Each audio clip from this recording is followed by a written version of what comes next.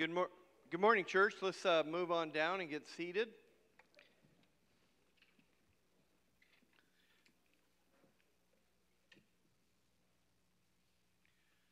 Welcome to chapel today. We're glad you're here and going to participate with us. We have some visitors on campus who are going to be bringing our message with us today. Dr. Fincher will be up and facilitate that in a moment. In the meantime, let's stand and let's have a prayer and begin our worship service. Thank you, Father, for all the good and gracious things you're delivering into our lives. Father, I ask special blessing on those traveling back from events. Keep them safe, Father, and get them back to us safely. I thank you for the opportunity we have to praise and worship you today. And as we are blessed by that time, Father, I pray that you're blessed by our praise. Thank you for your grace. In Jesus' name, amen.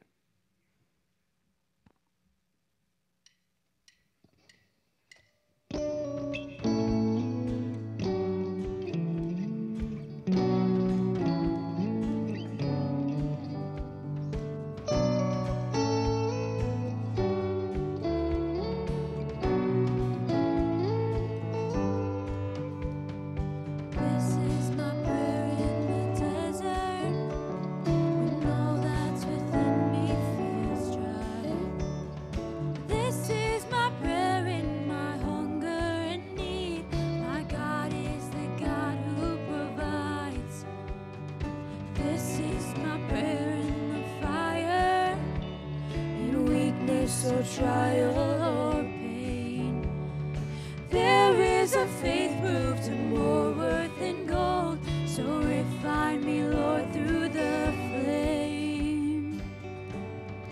I will bring praise, I will bring praise. No weapon formed against me shall remain.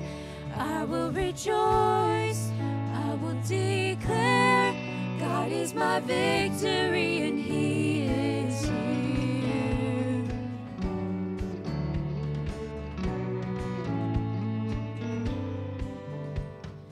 This is my prayer in the battle, when triumph is still on its way. I am a conqueror and co-heir with Christ, so firm on His promise I'll stand. I will bring praise, I will bring praise. No weapon formed against me shall remain. I will rejoice, I will declare, God is my victory and He is here. All of my life, in every season, you are still God. I have a reason to sing, I have a reason to worship. All of my life, in every season, you are still God. I have a reason to sing, I have a reason to worship. All of my life, in every season, you are still God. I have a reason to sing, I have a reason to worship. All of my life, in every season, you are still God. I have a reason to sing, I have a reason to worship. I will bring praise, I will bring praise. No weapon formed against me shall remain. I will rejoice, I will declare, God is my victory and He is here.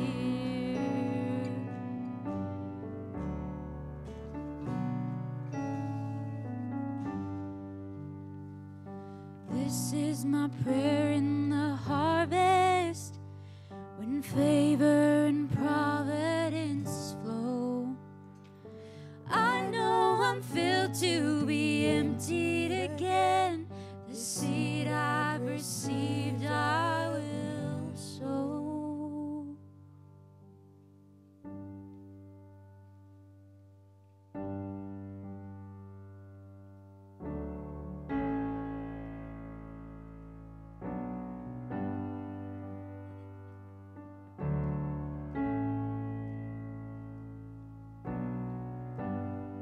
There's a table that you prepared for me in the presence of my enemies. It's your bloody and your blood you shed for me.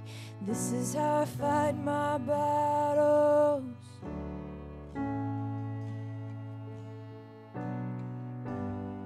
There's a table that you prepared for me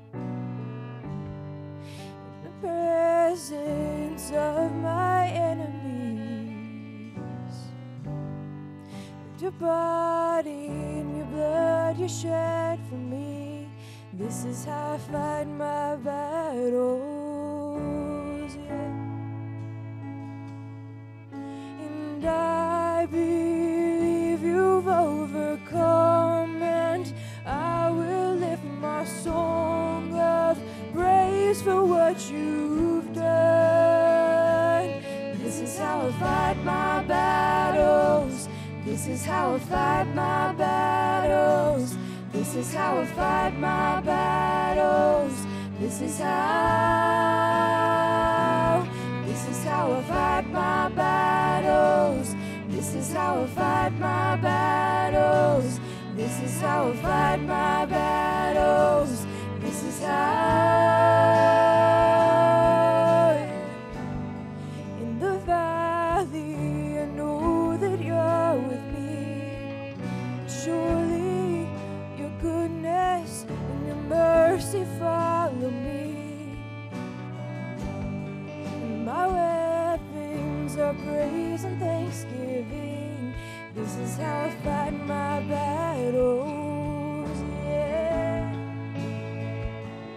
And I believe you've overcome, and I will lift my song of praise for what you've done. This is how I fight my battles. This is how I fight my battles. This is how I fight my battles. This is how, yeah. This is how I fight my battles. This is how I fight my battles. This is how I fight my battles. This is how. It may look like I'm surrounded, but I'm surrounded by you. It may look like I'm surrounded, but I'm surrounded by you, yeah. It may look like I'm surrounded, but I'm surrounded by you. It may look like I'm surrounded, but I'm surrounded by you. It may look like I'm surrounded, but I'm surrounded by you. It may look like I'm surrounded, but I'm surrounded by you. This is how I fight my battles. This is how I fight my battles. This is how I fight my battles. This is how. This is how I fight my battles.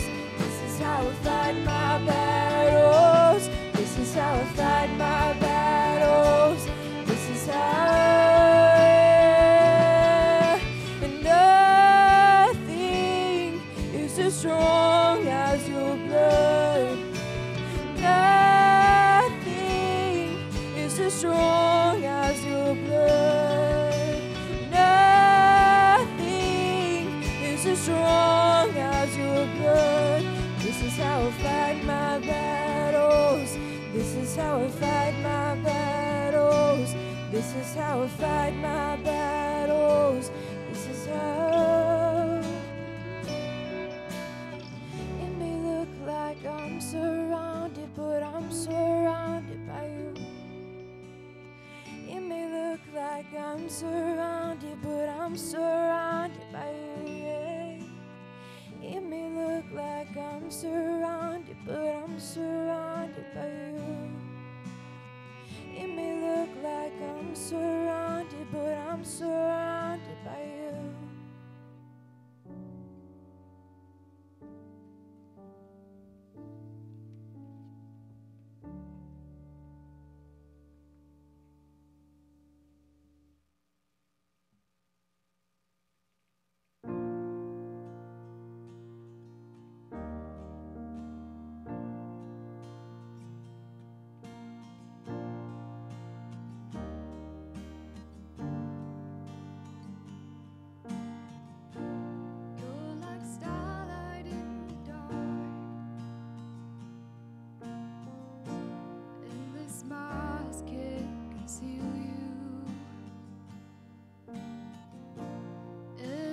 Glimmer is a spark,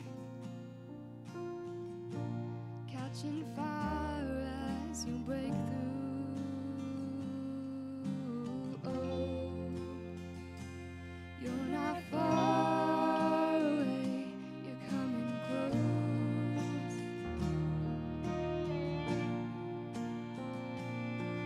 And oh, even as I wait, you're coming close.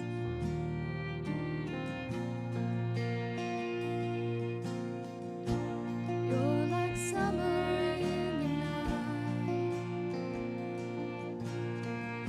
The sun goes down, but still I feel you. And every shadow's turning bright. Every broken heart is made new. Oh,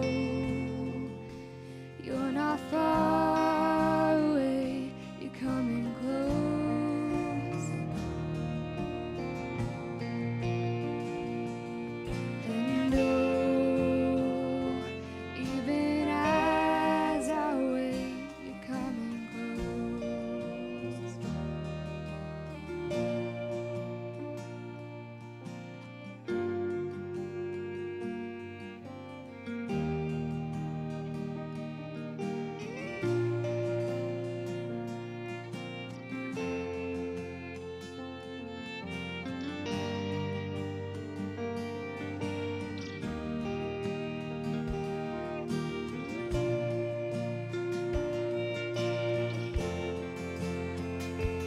There's no heart unseen. There's no space between you and I. You and I. You are closer than the very oxygen I'm breathing in. Oh, I breathe you in. You are God with us. You are here.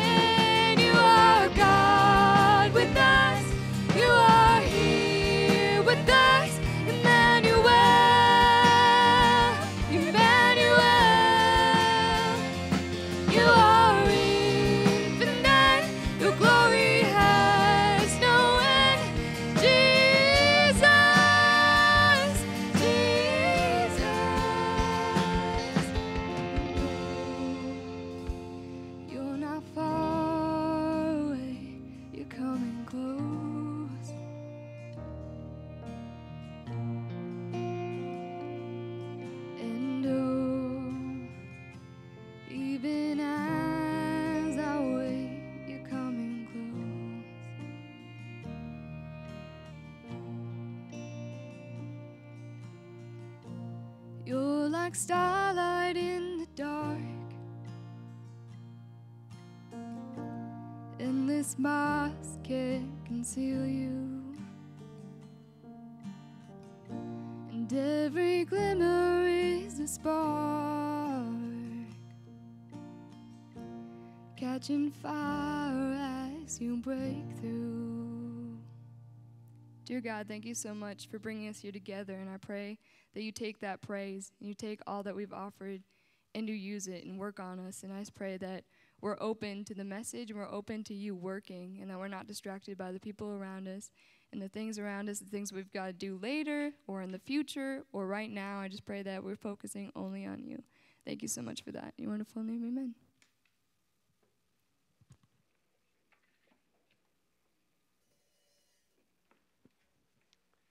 Well, good morning.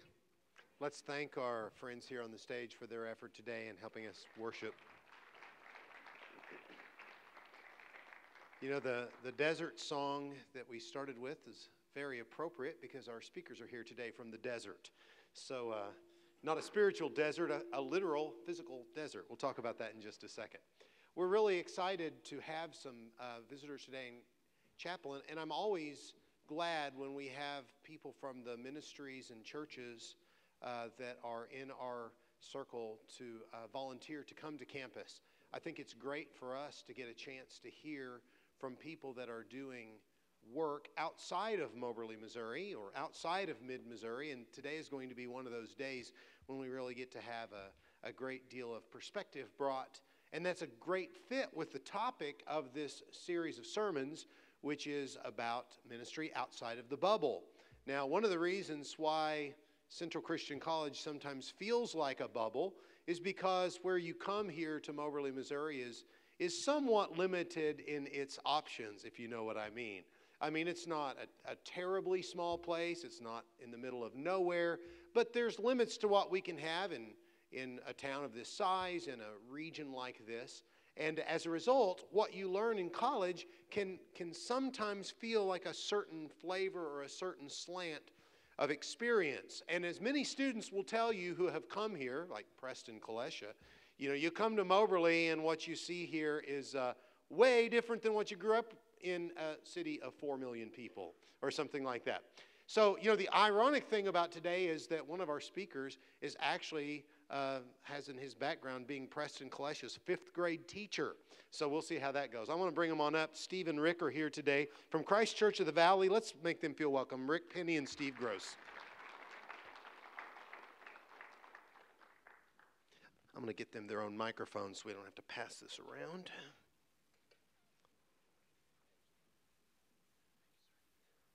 Now, just in case you want to know which is which, Rick tells me he's the good-looking one. So, I'm the good-looking one right here. So there you go. That's Rick, extremely debatable. Rick Penny, Steve Gross from Christ Church of the Valley.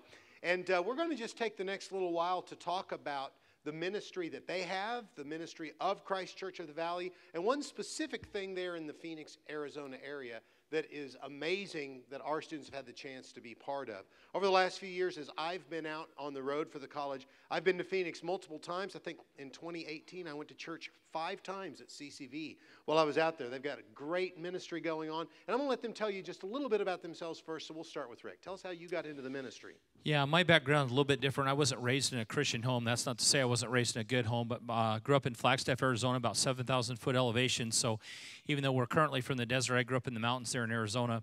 And wasn't a very good student in school, so I needed some money for school. So I went into the United States Army, and they were fortunate enough to trade some abuse for some money so I could go to school. And went to NAU, which is school up in Flagstaff there where I grew up, and got an education degree and started teaching school. So I did that for 23 years. And 12 of that, I was actually a professor at a university there at NAU down in the Valley area where I currently live. God called me into ministry in 2010, and since then I've been on staff at CCV. So in the Army, I was a captain in the military. I went into school teaching, professor, and now in ministry doing a variety of different areas there at CCV.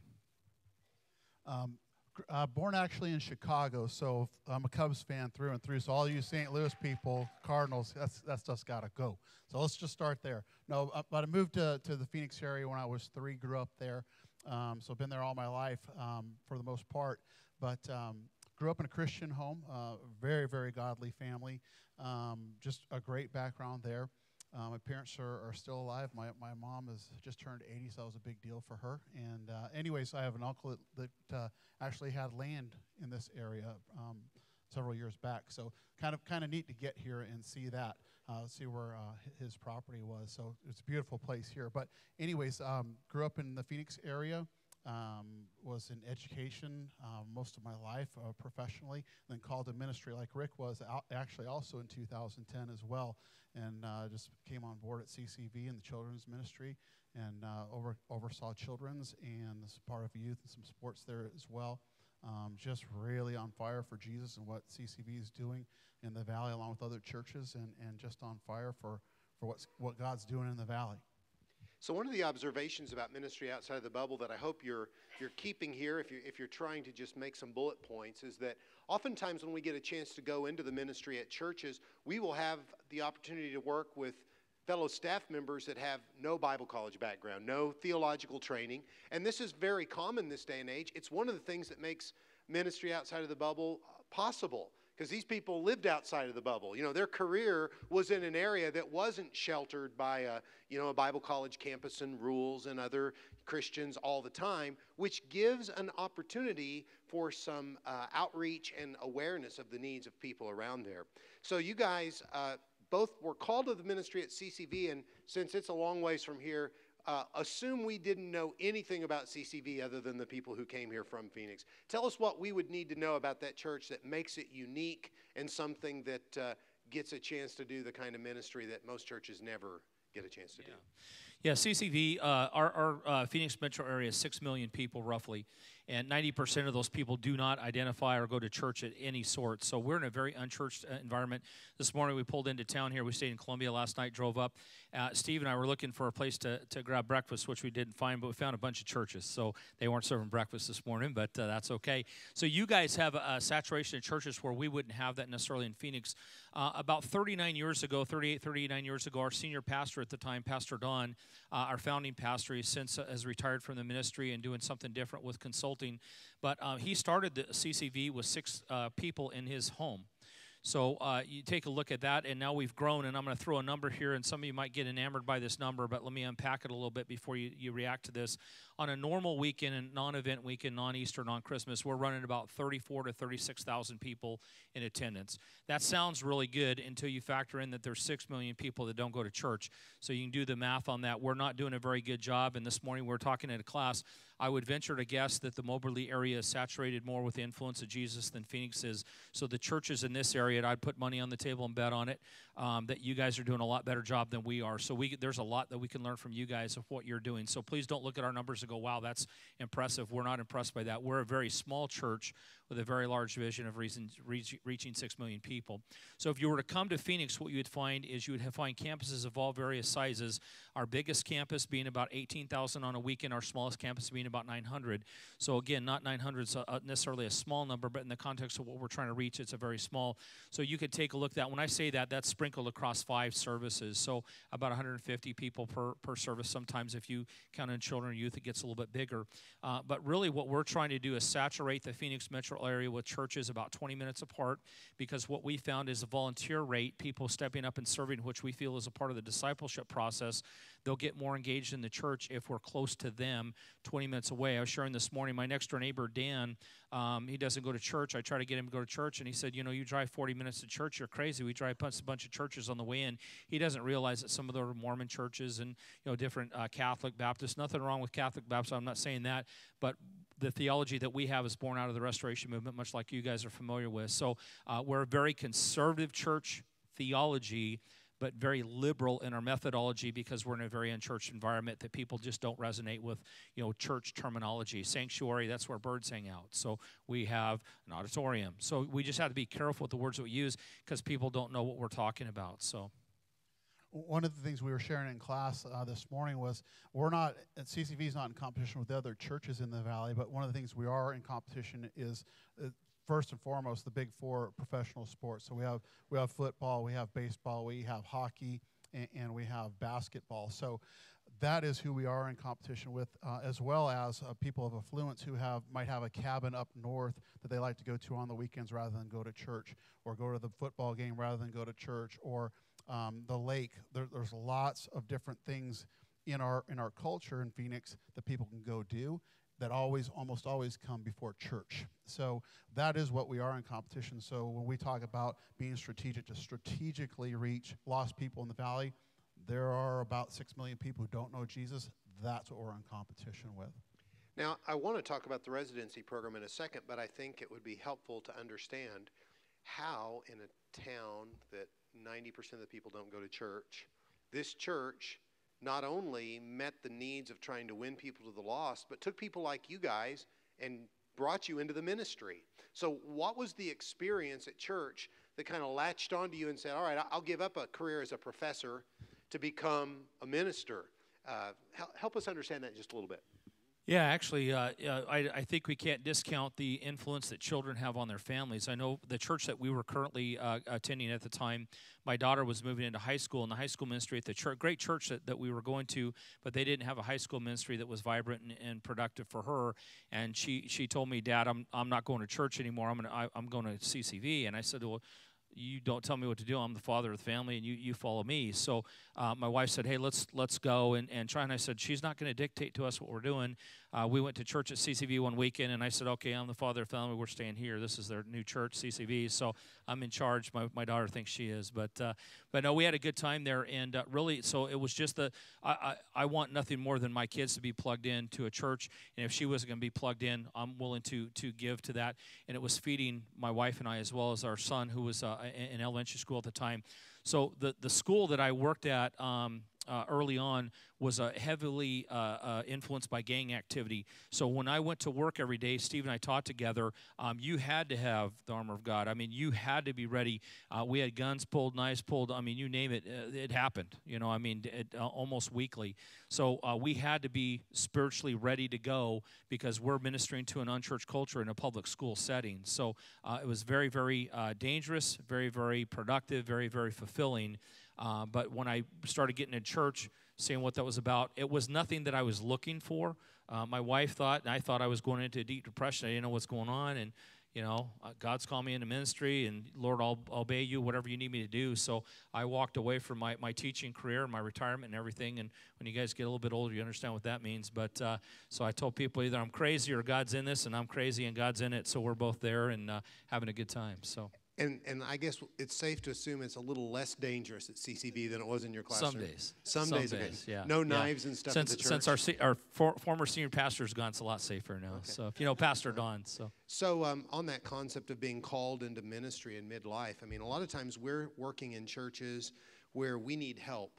And we think, well, if we could just hire another Bible college person to come here. But at that church, they just look for anybody that's got skill and devotion to the Lord. How did that latch onto you to make you become, part of the staff, part of the ministry there? That's a great question, because for me, and I think I can speak for Rick as well, I think we really had it made in what we were doing in the education world.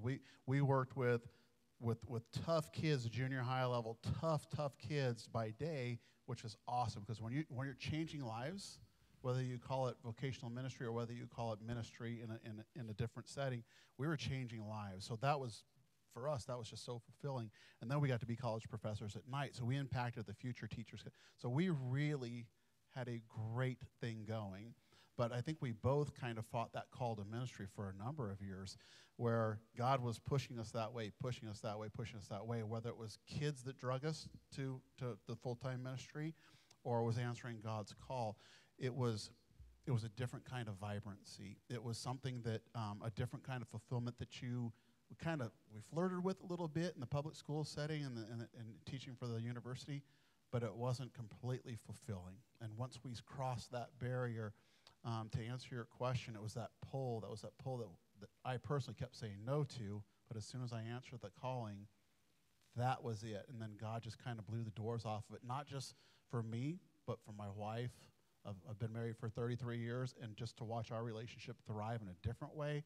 Our kids, when we talk about children's ministry, a youth ministry, guys, it's really, really well done. and to see your kids being impacted for Jesus, and then they go to the school, the public school setting, and impact other kids for Jesus who don't. Again, unchurched culture. So the kids that my kids are sitting with, they don't know Jesus, but they know Jesus now because of my kids, and that is awesome. And you watch God moving, and it's incredible. One of the things that we had at CCV, too, just for clarity, Steve and I, coming on staff, we had a few other people that came from the secular background. So we have training programs for us to kind of bring us up to speed as quickly as we can that we do on top of our daily work. So kind of quasi-Bible college, we can't compete with what you guys are doing here with your professors, but internally we have classes that we actually have to take to show some proficiency, some level of competency in that area biblically. So full disclosure, we don't want to compete with the Bible college, and that's the residency program. We want to come alongside what you guys are doing, because what you guys are doing is remarkable. We pale in comparison, but our training we have to go through as well. Well, and this is a great place to transition into discussing the residency program, because what you've heard here are guys with a higher education background and a teaching background at the public school level, and then you've got a church that's doing an amazing amount of ministry to children and to all kinds of needs.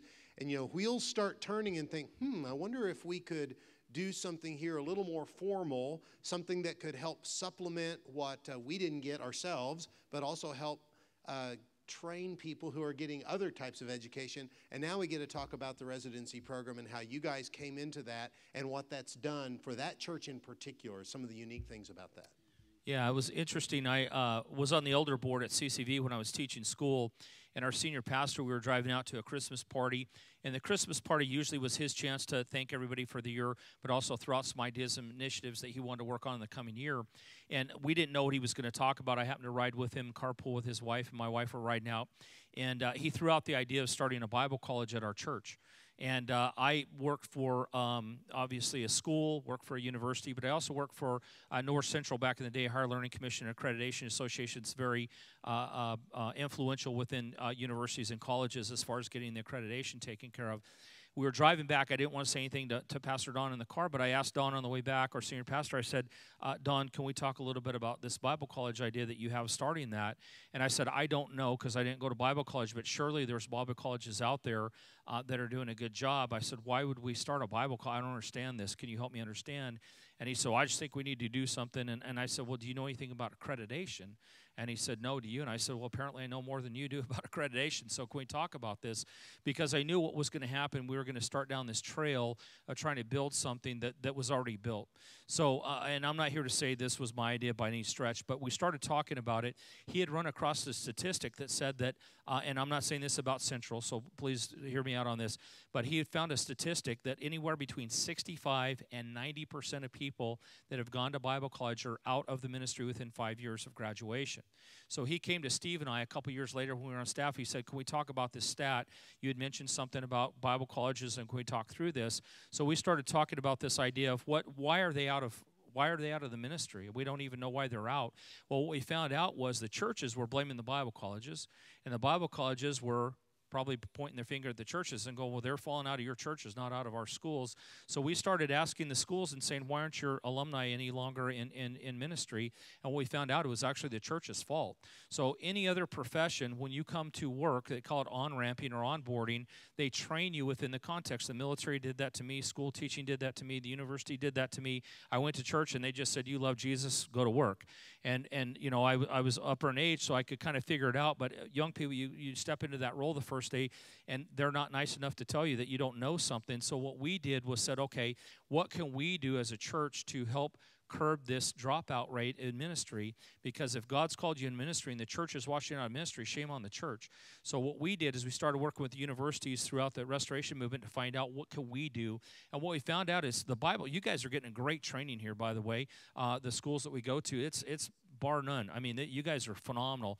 What we're doing is we're trying to catch up on the practical side of things and showing you guys this is how to do the ministry. Now, I know you guys get internships and things of that nature, but this is on steroids for 10 months, a residency program, and we can unpack a little bit of what that looks like. But really what we're trying to do is build a better product. We would say that we're the laboratory, you guys are the classroom. So we don't want to take anything away from you, because quite honestly, we can't compete with what you guys are doing here at Central or any of the other Bible colleges for that matter. But what we can do is do what we do well, which is ministry day in and day out, night in and night out. So that's really what we're trying to do, is what we do well. There it goes. Tell us a little bit about the size of the program and how long it's been going, and who's involved, both as the instructors of the students there, as well as the educational partners that you have outside of the church itself. This is our 6th year of the program, and initially when we started it, we thought, okay, we're going to do 25 residents the first year, 50 the second year, 75 the third. The fourth we'll do 100, and then we'll reevaluate at 100. Well, we did 25 the first year. The second year we did 50 and realized this is not something we can do with excellence. Why we found that out was, going back to Rick's point about the church washing people out, we quickly realized we have about 30, 35 really, really good coaches on staff. Now, we have over 400 people on staff, but just because you're a great staff member doesn't necessarily make you a good coach. So we learned that lesson the hard way. So our second year was a good year, but it wasn't a great year. So we scaled back, and our sweet spot is right around that 30 to 35 number of residents. We get about 350 people each year who apply. We take about 30 to 35. So it's competitive in nature. It's very rigorous. It's demanding. But again, like Rick said, that's something that we can do well, is give you some hands-on practical ministry experiences that you can put in your toolbox and run with when you hit the road running with wherever God calls you to ministry. Yeah, and on the educational partnership side, I mean, there are ways that you can get a further degree. Of course, you can complete your degree at a school like this, make that your internship, but talk a little bit about the further educational aspect of it. We currently have 3 partners that we're working with for a master's degree. So we have Hope out of California, Point University out of the Georgia, Alabama area, and Johnson out of Tennessee and Florida that offer a master's degree. There's other schools that we're talking with right now. But again, we're going to try to keep the main thing, and we won't bend too far from what we do, because what we feel like we do well, we want to continue to partner with schools in the Restoration Movement, so our theology is in alignment with them. So again, we get approached from a lot of people. We've been approached by Pepperdine, University of Kentucky, Clemson, Auburn, different schools of that nature. They want to couple with their religious studies and ask if we can place Muslims, and obviously we can't. So we're not going to lie about that. So again, we're very conservative theology, very liberal methodology, but we're not that liberal to bring that on. So. Right. Well, this is a good time, I think, to transition into helping us all understand just how wide the ministry opportunities are in the Phoenix area. I mean, when I go down to Phoenix, I see retirees who support the college, and I see them in their homes, and they're, doing the things that they enjoy. But you drive right past multiple other types of people and situations of any kind imaginable there.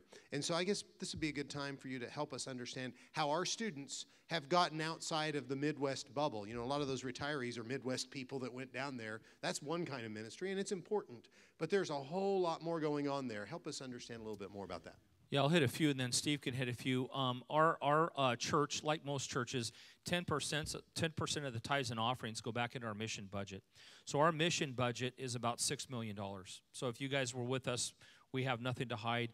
Unapologetically, God's blessed our church, so we want to try to bless outreach in ministry areas. So I say that to say, if you're studying intercultural studies, we've worked with a lot of our local mission partners to be able to place residents in everything from refugee relocation to teen prostitution rescue houses to FCA, Fellowship of Christian Athletes, across the board. So we have a lot of opportunities because we have a high level of trust with those mission partners that we have in the Valley. That's not to say that they wouldn't be able to go on a mission trip, but we don't want to promise that to anybody. We have everything that a normal church would have: worship, production, children, youth. We have sports ministry. I'll have Steve talk about that a little bit. His son's involved in that, and his kids. My kids are a little bit older. But we also have, with a big church, in the context of church, we're a big church, we have an HR department. We have an IT department. We have, graphic design. We have a lot of marketing, believe it or not. An unchurched culture, billboards, that's a big thing out there. Social media, we have a social media department. So there's a lot of things that you can do. A lot of people don't think that that's not ministry. It is ministry if we're reaching lost people for, the love of Christ. So do you want to talk a little bit about special needs in sports? The special needs ministry is phenomenal. It's something that was birthed out of a volunteer who just had a heart for special needs families. And when Rick and I oversaw children's ministry, special needs falls under that umbrella.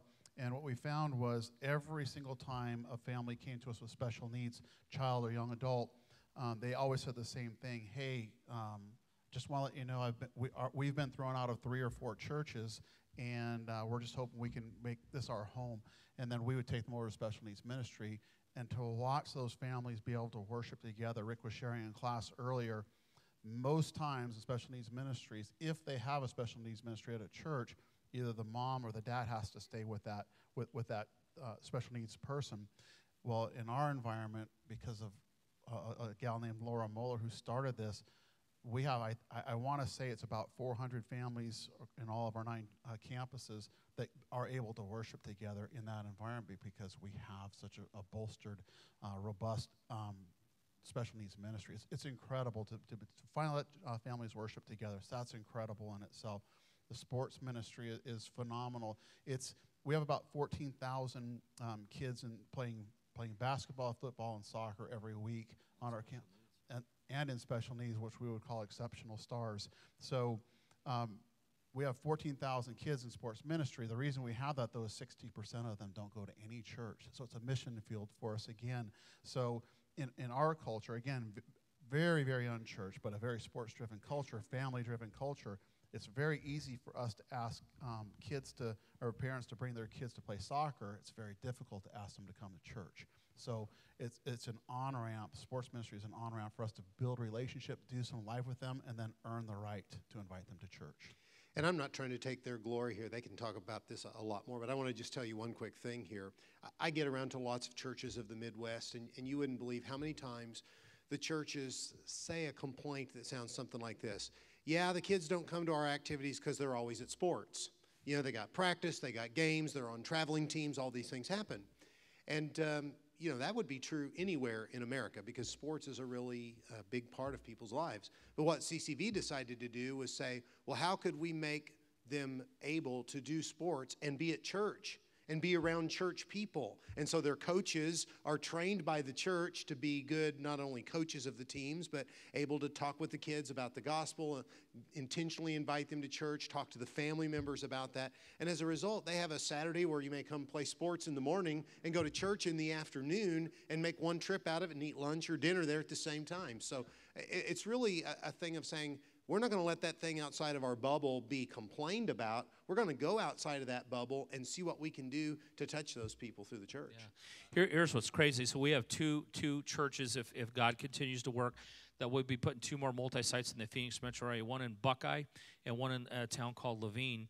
And those communities do not have a robust youth program in the cities.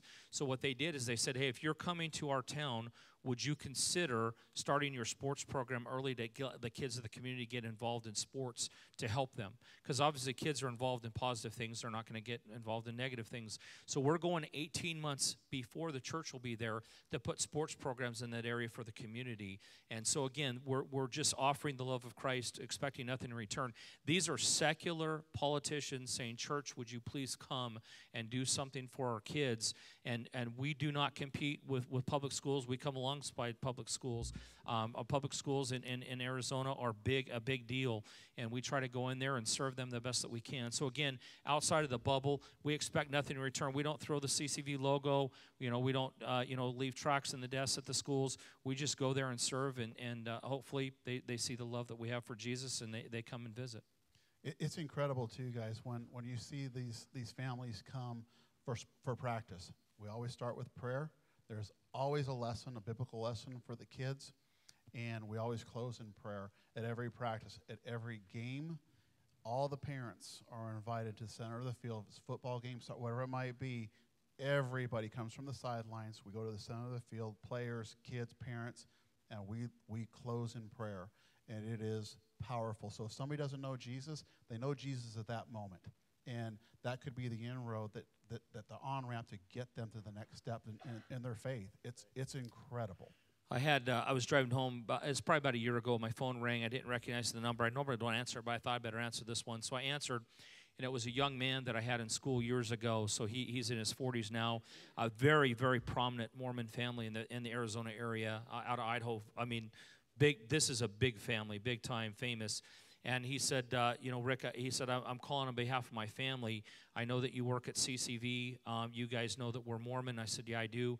And I said, what can I do for you? And he said, we want our church, our kids to be allowed to come and play sports at CCV. Are you okay with that? And I said, you're more than welcome. You don't even have to ask my permission, but I want to make sure that you're clear on something. We start with prayer and went through what Steve, that's what made me think of that. And he said, we're okay with that. And I said, we're okay with that too. I said, we just want to offer a service, and if your kids want to be involved, come on out. So this big prominent family came out, and the Mormon church, believe it or not, we have Mormons that come to church on Saturday night, and then they go to the Mormon church on Sunday. So it's kind of cool to see what God's doing with that. Now, if you haven't been able to tell so far, the CCV residency program accepts students or applicants from a lot of our Christian colleges. So these guys have been familiar not only with CCCB graduates who have been applicants and participants, but also the students from many of our sister schools as well. Now, we're not going to have a little competition here on the stage about, what is it about Central that's better than our rivals or our sister schools. But they wanted to talk about what they have found unique about Central students, the things that they think uniquely prepare Central students for success in an environment like that. So I'm going to give you a moment to talk about that for us. And you can mention names if you want. Once they leave here, you can talk about them all you want. Well, and we will. We definitely will. No, what we found historically, going back to Brianna Weatherly, our very first class of residents, Brianna Weatherly, a former alum here, just excelled. And what we put our finger on, whether it be Brianna or David Donica or currently Aaron Dowell and Jimmy Scrocky, all these people that have come from Central, you have one thing in common that's very, very impressive, and I think it's a Midwest thing. My family's from here, obviously. It's Midwest work ethic. You guys know what a day's work looks like. And in ministry, you have to know what a day's work looks like. Ministry is tough. And if you don't have the fortitude to put in a day's work mentally and physically, you're going to struggle. That's just the cold reality of it. So the Central kids just come in. I don't mean to call you kids. Everybody's a kid to Rick. And Rick's a lot older than I am, so I apologize for that. But no, when the Central students come in, you just excel because you grab a hold of things. You're not afraid to try things. One of the neat things about the program is because it's a large church, there are a lot of problems with a large church. We have more problems than most churches because we're bigger than most churches. But what that means for our residents, though, is lots of opportunity. And we want you to come and explore some things and come and find out what you fall in love with. What we talk about is come dip your toe in a bunch of different ponds so you can figure out which one God wants you to cannonball into. So we really love that opportunity. We had a young lady in the program first year who got a 4-year degree in education. She was going to be a children's Not pastor. from Central. Not from Central, but this is one of the beauties of the program. She came, and about 2 weeks into the program, she said, hey, I got a problem here. And like, what's the deal? Well, I just found out serving in children's ministry, I don't like kids. I don't like them. We're like, that is definitely a problem because you just spent a lot of money on a 4-year degree from a different institution, but found she didn't like kids. So we were quickly able to move her around in different ministry areas until we found out which ones she actually was passionate about and she excelled in. But the Central kids come so prepared, focused. Aaron Dow is, I don't have to tell you this, he is a networking machine. He just knows how to talk to people, and he puts himself in front of opportunities. Again, large church, lots of opportunities. He's just thriving. Jimmy is just a calculating machine. That guy is so analytical in his thinking, and he's so strategic. You put Aaron and Jimmy together, those guys are dangerous. They're dangerous. And Ashley Wood, I mean, she's the most social person you're ever going to meet in your life, and she just connects with people, and relational capital is her thing. She instantly earns relational capital because she's so transparent and genuine in everything that she does. Every other week, Steve and I are on the road, so we'll be back, and then we're over in Illinois doing some work, and then we'll be at Israel. That's part of the program as well, as you spend 2 weeks with us in Israel with a professor from the Hebrew University over there. It's kind of a great trip. But anyway, every time we go to schools, this is our first time we've been at Central here, Steve and I was trying to figure out what's the special sauce, what's the magic, and with the schools, and Manhattan's different than Ozark's different than Johnson, and we can't really put our finger on anything. So this morning we're driving in, and I thought, well, it must be Moberly. It must be, and I got to be honest with you, it's not Moberly at all. So in all fairness, I think what we've landed on, Steve and I were talking about this morning in the parking lot. We just drove around because it's too cold to walk around for us because we're from the desert. So we drove, did a tour of your campus here. But I honest to goodness believe that God is working in your university, your school here. But more importantly, He's blessed you with some great university professors, administrators, and faculty members. And you guys, please, please, please understand what a blessing that is to you guys to be poured into daily and discipled, mentored, and taught and trained by some of the best faculty in the country. And I don't have to meet all of them to know that. All I can see is the product from the last 6 years of what we get to work with. And if they're producing that type of product, and we want more of you guys, that's why we're here to say, please consider us as an option for your future. These guys are doing a phenomenal job, so we want to thank them and thank you guys for what you're doing for the kingdom. Well, we appreciate that. Now I want to ask them one more question, and they made some suggestions, but this was my question, so I'm going to take them by surprise here. Let's assume that, only 1 or 2 or 3 or 4 of these people may wind up at CCV, and the rest of them will be in ministry somewhere else, and they need to try to work outside the bubble of their church, outside of the bubble of their comfort zone. What's one lesson that you teach your students there that you think is transferable anywhere you might go, to say this is what it will take for you to reach outside? I'll let you guys answer that. Yeah, I would say study the culture that you're in. I stole that because that's Steve's always his answer. So he just talked on that. I told you a lot older than I am. I'm not smart, so I have to steal. So, but study the culture. I know for us, when we go to different schools, we have to figure out the culture pretty quickly of what's going on in that community to try to relate, because we don't want to seem too weird, because we're trying to attract people. We don't want to repel too many people. So is studying the culture, and that's probably the best advice that we could give you. I know I had a resident that had run into one of my best friends who's a little rough around the edges. His dad was a pastor. I mean, he's been a Christian most of his life, and he just calls a spade a spade. He doesn't, pull punches. And the resident had walked up to him. He's a business owner and very successful, very wealthy. Grew up in Mexico, a naturalized citizen. Walked up, and the first thing the resident said was, "My name is this, and what's your name, and where do you volunteer in the church?" And he about took his head off. And he came over and found me. He said, "Is this what you teach your kids?" And I said, "Wait, calm down. What happened?" So we unpacked it. And he said, "That's his lead question for me. He didn't even want to know what I did, didn't want to get to know me. He just wants to plug a hole and volunteer, and that's what I'm here for." So I'm here to eat a hamburger with my wife right now. He was being a little bit aggressive with the kid just because he knew it was my kid, so he could mess with him, so our resident. But get to know the culture a little bit before you start throwing stuff like that. So good luck. What do you got? Yeah, thanks. No, my life verse is Colossians 3:23, which everything you do it enthusiastically for the Lord Jesus Christ, because He's our boss. So I think we can all relate to, for me, what that verse means is be passionate about what you're doing. So whether you're in a vocational ministry role or you're outside of a vocational ministry role, you're doing ministry. And I think we've all come across people in our lives that are just passionate about what they're doing, whether it's a nurse or a teacher or whatever it might be. They're just passionate. Passion's contagious, and passion will then earn you the right to have a deeper conversation with a person. And when you have a deeper conversation with a person, we've all had that. They have that it factor. There's something that person has that you want a piece of. Well, what that piece is, whether they realize it or not, in our culture, it's Jesus. And when you're passionate about something, eventually those conversations turn into Jesus. So again, enthusiasm. Do everything you do with enthusiasm, and do it with passion, and that'll earn the right to build relational capital with people. Again, going back to Ashley Wood, she has that it component. All right, well, let's thank these guys for coming. Thank you. And sharing with us. Thank you, guys. I believe we have 3 current students that are planning to go to the CCV residency next year. And if you're interested in finding more about it, there's a couple of ways you can. First of all, Rick and Steve will be in a couple more classes today. They'll be eating lunch in the cafeteria. Come up, talk to them about it. Get some information. We also keep information Mr. Bradley has for the internship class, and it's something that's definitely worth looking into if you're trying to figure out a way to get outside of your comfort zone and do ministry in a place that provides so many opportunities. Let's stand. We'll dismiss with prayer, and then we'll let you go to class. God, we thank you for the work of the church there in Phoenix, the vision they have of reaching the valley filled with people who don't know you.